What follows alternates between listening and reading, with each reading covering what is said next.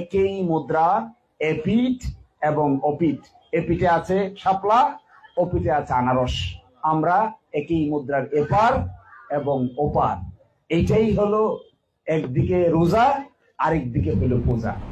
আজ থেকে আমরা 15-20 বছর আগেও যদি চলে যাই তাহলে দেখব আমাদের দেশে হিন্দু ধর্মের লোকেরা তাদের ধর্মীয় কর্মকাণ্ডগুলো করতো তাদের মন্দিরগুলোতে, তাদের মতো তারা তাদের কর্মকাণ্ডগুলো চালাতো, কেউ সেখানে বাধাও দিত না, আর কেউ সেখানে মিশতেও যেত না মুসলিমদের মধ্য থেকে।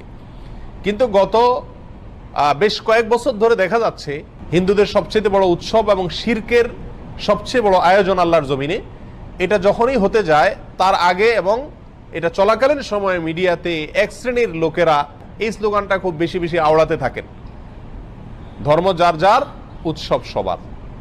বড় আশ্চর্য লাগে, বিষয়টা যখন ধর্মীয় তাহলে এটার ব্যাখ্যা দিবে তো ধর্মীয় ব্যক্তিবর্গরা।